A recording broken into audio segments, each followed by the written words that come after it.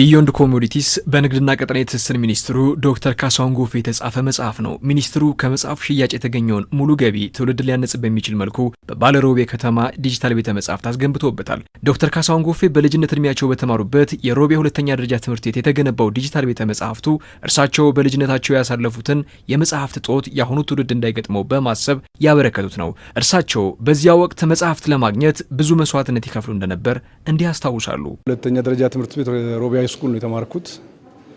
ሮቤ ስኩል በተማርኩበት ጊዜ የነበረችው ቤተ መጻሕፍት መማሪያ ክፍል የምትመስል በአንድ ጊዜ 30-20 ተማሪ ብቻ የሚገባባት ያለው የመጽሐፍ አቅርቦትም በአንድ አይነት ሁለት መጽሐፍ የሆነች እሷን ተማሪ ተሽቀዳድሞ ወስዶ የሚያነባት እና መጽሐፍ ለማግኘት በጣም እንቸገር ስለነበር ያለ ፍላጎቴ ቤተ መጻሕፍት አገልጋይ ሆኜ ከትምህርት ሰዓት በኋላ አገልግሎት ሰጥ ነበር። በኋላ የሚፈልገው መጽሐፍ ወስጄ ለመግባት ያ ችግር አንዳንድ ጊዜ ለማትሪክ ፈተና ስንዘጋጅ የነበረውን የመጽሐፍ ተግዳሮት ሳስታውስ ስለነበረ እመኝ ነበር ቢሳካ መጽሐፍ እንደዚህ አይነት በጣም ዘመናዊ ቤተ መጻሕፍት አይደለም የተመኘሁት ግን ያን ችግር ሊቀርፍ የሚችል የሆነ መጽሐፍ ቤተ መጻሕፍት ቢገነባ ብዬ እመኝና አስብ ነበር። ይሄ ምኞት ደግሞ እርሳቸው የፒኤችዲ ትምህርታቸውን ካጠናቀቁ በኋላ መመለስ ያለበት እንደሆነ ያመኑት ዶክተር ካሳሁን ከመጽሐፋቸው ሽያጭ የሚገኘው ገቢ ለዚህ ዓላማ መዋል እንዳለበት አምነው ስራውን በይፋ ጀመሩት። የፒኤችዲ ትምህርቴን እንዳጠናቀቅኩ የጻፍኩት ቢዮንድ ኮሞዲቲስ የሚለው መጽሐፍ ሳስመርቅ ከመጽሐፉ ሽያጭም ከስፖንሰርም የሚገኘውን ገቢ አድርጌ ለመገንባት ስነሳ የመጀመሪያው በዚህ ደረጃ 360 ካሬ ሜትር ላይ ያረፈ የውስጥ ቦታው ብቻ ከውጭ ጋር 420 ካሬ አካባቢ ላይ ያረፈ ዘመናዊ ቤተ መጻሕፍት ይገነባል የሚል እምነት አልነበረኝም። በሁለት አማራጭ ዲዛይኑ እንዲሰራ ነበር ያደረኩት። የመጀመሪያው ዲዛይን ብዙ ላይብራሪ ነው ግን ብዙ ችግር አይፈታም በሚል ትልቁን አሰብን። ትልቁ ስናስብ ደግሞ ለምን ዝም ብሎ የድሮ ቤተ መጻሕፍት ብቻ ይሆናል? ይሄ ዘመን የዲጂታል ዘመን ነው። ስለዚህ የዲጂታል ላይብራሪ ለምን አናደርግም የሚል ሀሳብ ደግሞ የተሻሻለ መጣ። ከተለያዩ ባለድርሻ አካላት ከኢትዮ ቴሌኮም፣ ከኢትዮጵያ መንገዶች ባለስልጣን እንዲሁም ሌሎች ተቋማትም ከመጽሐፍ ሽያጭ ብቻ ሳይሆን በተጨማሪነት እንዲያግዙ ተደርጎ አሁን ላይ ይህን የመሰለ ቤተ መጻሕፍት ተመርቆ ለሕዝብ ይፋ ሆኗል። ታዲያ ዛሬ ላይ በዘመናዊ መልኩ እውን የሆነው የሮቤ ዲጂታል ቤተ መጻሕፍት ለሮቤ አጠቃላይ ሁለተኛ ደረጃ ተማሪዎቹ በለጠ ደምሴና ጠገብ ጥላሁንም የመጽሐፍት ፍላጎታቸውን በእጅጉ የሚቀርፍላቸው ሆኖ እውን ሆኗል። ይህንን ስላየ ገና ከመጀመሪያው ስነግሩን እንደዚህ አይነት ላይብራሪ ይሰራል ተብሎ በጣም በተስፋ እየጠበቀን ነበር። ምክንያቱም ብዙ ችግሮቻችንን ነው የሚቀርፍልን። ለምሳሌ የመጽሐፍ እጥረት አለ፣ እሱን ይቀርፍልናል።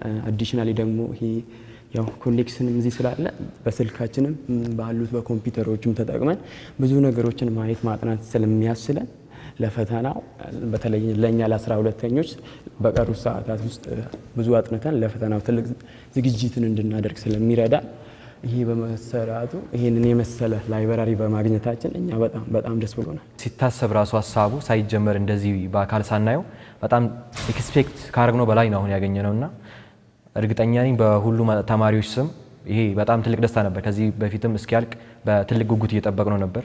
እንዳልኩ ከ9ኛ ጀምሮ እስከ 12ኛ እዚህ የሚማሩ አስዌላስ እዚህ አካባቢ ለሚኖሩ ልጆች ራሱ ከዚህ በፊት መጽሐፍ ማግኘት በጣም ያስቸግረን ነበር። አስዌላስ በዲጂታል ራሱ የፈለግነውን ነገር ሰርች አድርገን ማየት ያስቸግረን ነበርና ቲቸር የሰጠንን ነገር ነው ወስደን ምንቀመጠው። እሱ ግን ኢንትራንስ ላይ ብዙ ጊዜ አይጠቅመንም። አስዌላስ ከብዙ ቦታ ኢንቨስቲጌት ሆኖ ስለሚመጣ እሱን ግን ሰርች ለማድረግ ብዙ እየተቸገረን ስለነበርን ግን ይሄ መጽሐፍ ቤት አስዌላስ በሃርድ መጽሐፍ መጥተውናል። ኦንላይን ደግሞ ሰርች እንድናደርግ ብዙ ከፍጥነት ካለው ኮኔክሽን ጋር ስለገባልን በጣም ሁሉም ተማሪዎች ስም በጣም ደስ ብሎናል። በንግድና ቀጠናዊ ትስስር ሚኒስትሩ ዶክተር ካሳሁን ጎፌ መጽሐፍ ሽያጭ የተገነባው የሮቤ ዲጂታል ቤተ መጻሕፍት አገልግሎቱ ለተማሪዎችም ሆነ ለሕዝብ እንዲሆን ተደርጎ የተሰራ ነው። በውስጡም ከ30 በላይ ኮምፒውተሮች በኦንላይን በዓለም አቀፍ ደረጃ ያሉ መጽሐፍቶችን ማግኘት የሚያስችል ሲሆን ከ8500 በላይ ደግሞ መጽሐፍትን በውስጡ ይዟል። ታዲያ ይህ ትውልድን የዋጀ አበርክቶ የሚቀዳው ከሀገር መሪ ለመሆኑ ዶክተር ካሳሁን ምስክር ናቸው። የኢፌዴሪ ጠቅላይ ሚኒስትር ዶክተር አብይ አህመድ ከጻፏቸው በርካታ መጽሐፍት የተገኙ ገቢዎች ሀገርን ገልጠዋል። ያን ምሳሌ የተከተሉት ዶክተር ካሳሁንም መሪነት ህልምን ወደ ተግባር የመቀየር አንድምታን የያዘ ነው ሲሉ ያረጋግጣሉ። የመሪነት ትርጉሙ ክቡር ጠቅላይ ሚኒስትራችን በግልጽ እንዳስቀመጡትና የእሳቸውን ሌጋሲ እያስቀጠልን ባለንበት ደረጃ ህልም መተርጎም ነው፣ ህልም መፍታት ነው።